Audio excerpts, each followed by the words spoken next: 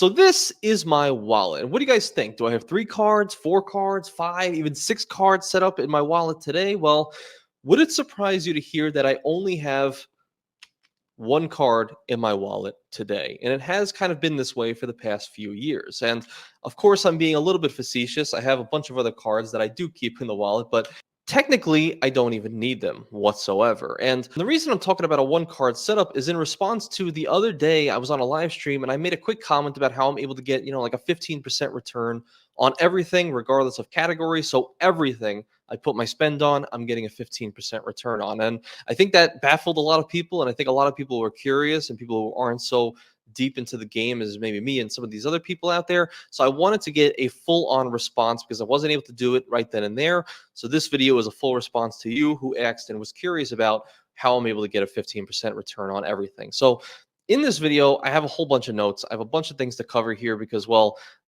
this concept that I'm going to bring to you guys today, for me personally, over the past 6 years of being in this game, has been very freeing, has been able to simplify my approach to a lot of things. It has led to me not worrying about cent per point as much and a fraction of the cost to get a 15% return as opposed to some other ways of doing it. So basically, the overarching concept for all this is, of course, welcome offers, but it's not going to be in the way that you actually are thinking or the math that you've actually seen associated over the years. So I see a lot of people out there talking about how like a simple cashback card could out earn, multipliers any day of the week. And I think that's very possible for a lot of people. I think you could have a 5% card and like a City Custom Cash, what have you, and you could out earn most people, maybe even have an Amex Gold card with an annual fee getting 4x. It's very, very possible. But this concept I'm going to show you guys today kind of beats that out of the water and blows it out of the water easily and every single year, and can be done for years and years and years. And of course, I'm talking about kind of what I've been doing over this past year, which is just getting an ink card every single quarter. So this is the most recent one I got, my Chasing Cash. And the idea was, and this is the overarching concept, is that I'm able to spend $6,000, right? I'll bring it on the screen right here. Say on this ink cash that I just got, I'm able to take this card, apply for it, get approved for it. It has a $0 annual fee, right? And on top of that, I'm able to spend just a $6,000 in the first 6 months of opening this card. So 6 months, so $1,000 every single month, and get a total earnings of $750 in bonus cashback. Of course, this is in the form of points, so 75,000 points, but you can just cash out with Chase at 1 cent per point. So $750 in cash back. And the idea is I'm spending $6,000 and I'm getting a minimum of $750 back. Of course, this actually does count towards the $6,000. So I'm getting also at a 1% back on the $6,000 that I'm spending to hit this welcome offer, giving me an additional, at least at a minimum, 6,000 extra points, giving me a little over 80,000 or $800 in cash back. Now, if I were to actually break out the calculator here, right, and if I were to say, okay, I spent $6,000 in 6 months, right, half of year, and I were to get $800 back, that's actually going to be about a 13% return on everything. So a little more than 13% return, right, to get that $800 in cash back.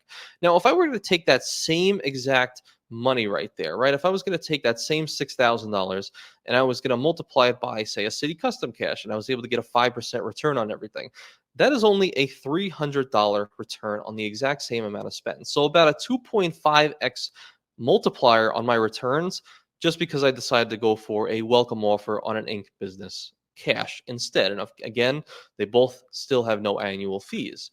Now, of course, I understand for the people that cannot get business cards. I understand that. It's not possible, but there are many other personal cards that I've been able to get over the past at least 4 years that can give me a very similar return. Like, for example, the Chase Sapphire Preferred.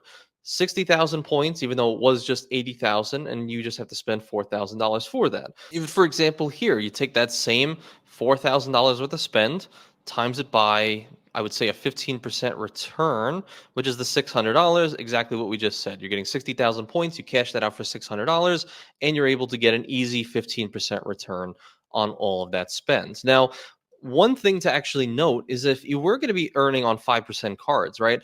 $6,000 times the 5% was $300, like we said earlier. So, how much would it actually take to out earn a welcome offer? Now, if you're somebody who's spending $20,000 every single year, yeah, maybe you have a family of five plus, and you're able to somehow get 5% on all of that. Okay, cool. $1,000 worth of value. So, technically, like $200 more than the welcome offers I'm able to get on the in cash.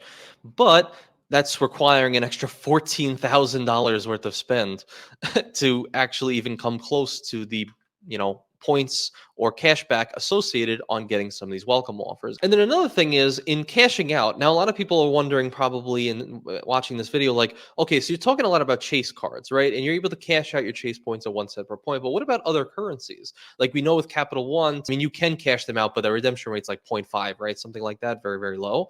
And I would say, yes, there are certain cards that you can do this with and certain cards you won't do this with. And you could also segment things like, okay, my Capital One miles, that's for my travels. My Chase points, that could be travels and that could be cash back, right? So at least I have that flexibility in my Chase points that it could be cash back, but it could also be life-changing vacations in the future as well. But one of the main things that I also wanted to bring up is like some things that most people aren't aware of. Like say Amex cards, you might be wondering like, but Anthony, if I don't have like an Amex Business Platinum card, $700 annual fee, or if I don't have a Morgan Stanley Platinum or a Charles Schwab Platinum that lets me cash out at 1.1 cents per point, a little bit more than Chase, then what am I supposed to do? But if you think about it a little bit deeper on in little ways, you can kind of work with this.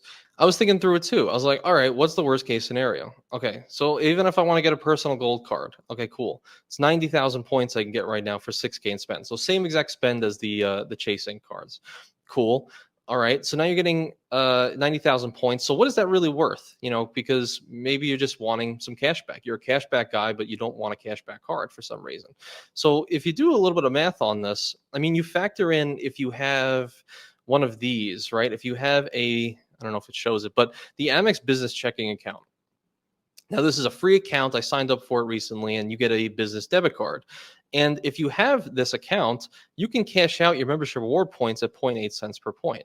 Okay, cool. So what does that mean? So if we go to the calculator, we take 90,000 Amex points and we multiply it by 0.8%. That's $720 in cash back for $6,000 worth of spend, which would give us a little over, right? Because it would be $6,000 in spend times, what is it, like 12%? Am I wrong here? Let's say 720. Yeah. So you're getting a 12% return at a bad redemption rate on an Amex Gold card. Of course, maybe minus the annual fee, right? It's $250 right now. Okay, so it's $470. So if we did some math on that, 6,000, say it's 8%. What would that be? $480. So you're still getting about an 8% return from a horrible redemption and factoring the annual fee and factoring in not using any of the perks for the first year, which is still 3% more than like a 5% card. So I'm like, you can do this over and over. And I think part of this concept and why I think it's so important for everybody, I think, watching this, and it's something we talk about a lot in the Venture Capital Discord and a lot of live streams, is that it's very freeing. How many people and how many debates are there out in the world about is cent per point worth it? What's the best points to maximize all my spend? Like trying so hard to find the certain multipliers for the certain spend for this, certain thing. A lot of people are talking about, maybe Wells Fargo at 2 and getting 4% back on everything. I'm like, that's great. That is great if you're in a position where you're like, I need to wait. I need to garden for, a certain amount of time because I'm over 524 and there's no other cards I want to go for. Sure. I think that makes a lot of sense. But doing this method and making the acquisition of points, the cost of acquisition so low, like meaning $6,000 worth of spend that you're going to spend anyway, and getting $800 in cash back versus like the $300 on a 5% card. The cost of acquisition is so low that you don't even have to worry about the redemption, really. If you think about it, like if I'm getting a 15% return on all my, my Chase spend, what have you, on these business cards, theoretically, I couldn't get like if some people say out in the world, like, oh, Chase points with like Hyatt, for example, Hyatt's worth 2 or 3 cents per point. Say it's worth 2 cents per point. Even if I get a redemption that is 0.5 cents per point, right? Think about it, 0.5 cents per point.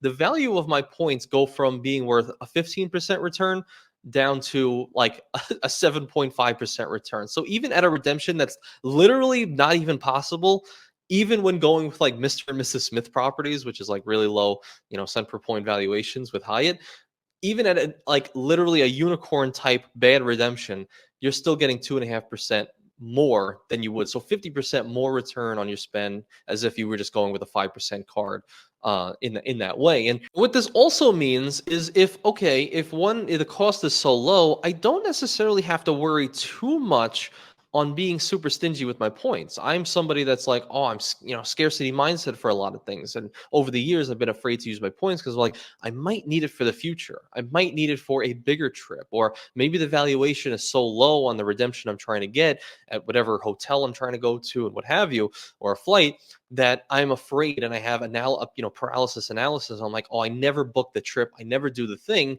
because I'm trying to hoard as many points as possible because I'm waiting for that outsized redemption. But if your acquisition cost is so low, like how we're explaining in this video, you don't have to worry about redemptions at all. Like I said, like you can get a really bad redemption and still beat out anybody else in the world right now relying on multipliers.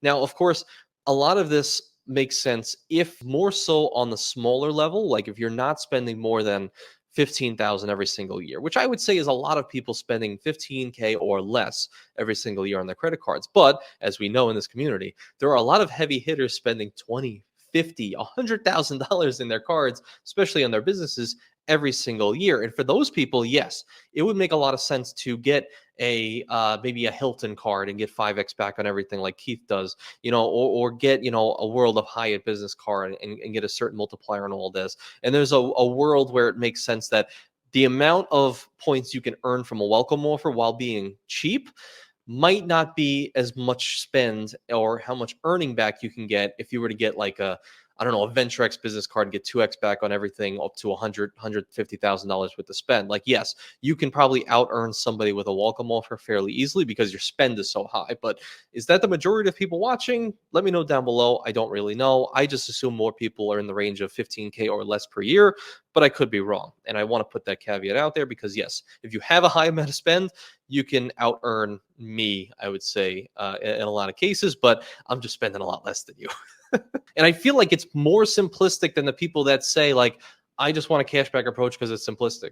I'm like, how is that more simplistic when I have to have like a few different city custom caches? I don't even know what cashback cards are because I never really own them other than the Quicksilver. That's only because I'm being really aggressive in my approach and I have rent to put on the card, so it helps. But if I didn't want to be super aggressive and I just wanted to beat a 5% person, I mean, I could literally just get one card every single year. And if I only got 10 cards that had good welcome offers over these last 6 years, I mean, that's 10 years of of welcome offers. I mean, that seems pretty good to me in my opinion. And I get that by the time the 10 years rolls around, we might be devalued. Nothing might make sense in 10 years. I get it. But at least for now, and at least the last 6 years I've been in it, welcome offers have only trended up so far, oddly enough. I mean, not across all issuers, but I've never really gotten anything less, I would say, other than like Chase Sapphire Preferred and maybe the Hilton cards, but like free night certificates are a little bit different. But I've noticed a lot of these cards have been trending up, like more ink referrals or 90K and what have you, and you're getting more bonuses every now and again. So I don't know. That's my underlying thoughts. So I'm like more simplicity, more value, uh really less to manage, less to worry about, less annual fees, mind you. Like if you don't care about any of these cards a year later, you can always cancel them. No one's going to fault you for it, right? And one of the main things with this as well is being okay with cashing out your points. Because remember, I'm talking about cashback values. So the minimum values you're actually getting for all these cards. So the 80,000 points I'm going to earn on the Chasing Cash, this one, as soon as I hit the welcome offer, which we're almost halfway through, that is factoring in me cashing out those points for cash. So 80,000 points, 1 cent per point, $800 in value. I'm not even factoring in what the travel value would be cost because that's when you get into some weirdness and people try to debate and they fight with you. So it's like I'll leave that math to you, but as some people say, like, oh, 2 cents per point to Hyatt, all these different things. I don't really care. I just care about the brass tacks, $800 minimum value. But if you were to be that person and cares about that type of math, I mean, you're jumping your 15% return to a 30% return in travel value. There's a million different equations you could go through to, worry about all those things when they come to them. And I know a lot of people out there are saying like, but I can't just open up more and more cards. I can't just do that. And I think the perception is a little bit skewed because, in my perception, I'm a person that since I was 21 have been opening cards like this. I've had an income of around $30,000, which is basically below average in most places in the United States. And I've been able to get, the Amex Platinum card, the Amex Gold card, the Green card, Sapphire Preferred, all my Hilton cards, now all these business cards. And I'm able to basically out earn anybody else that's worrying about multipliers on a day to day basis. And over the course of like maybe just say these last 6 years, I've accumulated like 15 or maybe 18 different credit cards. If I were to have just got the Amex Gold 90K, that's my one card I need for the entire year. Spend your $6,000 and get your 90,000 points and what have you. Get your Chase Sapphire Preferred, my 4K spend. Again, $600 in value is out earning most people out there who have a 5% card. And of course, if you have to supplement, cool. But what I mean to say is like it doesn't mean like, oh, I'm just going to run out of cards to apply for. You're always going to be applying for new cards.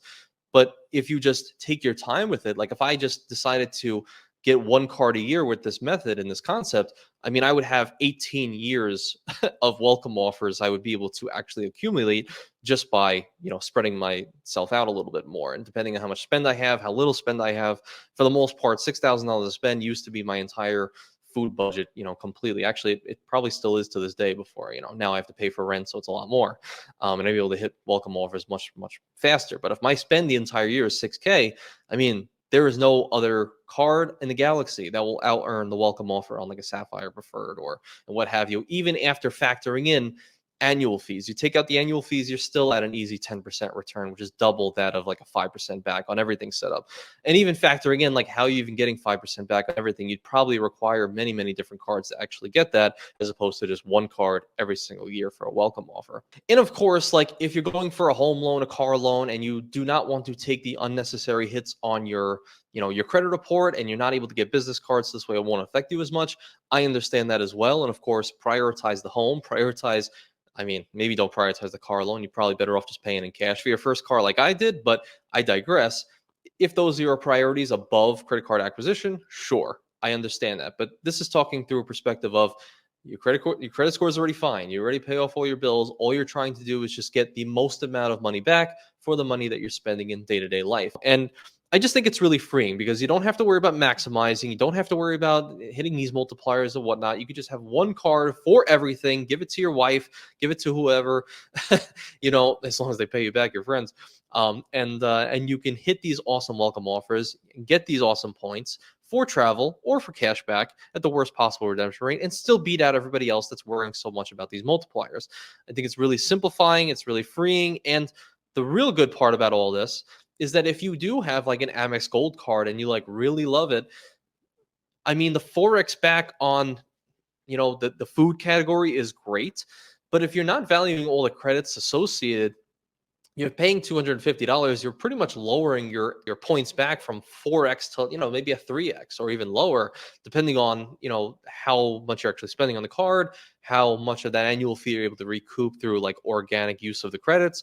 So it's like you could just get rid of that $250 annual fee. And if that is true and that could work for you, now you're going from like a 15% return on some of these, spend to higher than that because now you're saving so many annual fees every single year on cards that you were like, well, I need this because, well, I can get 4x back and everything. It's a high multiplier. But, well, if I just get one card welcome offer every single year, 5-10 years, who knows? You can beat out anybody, really.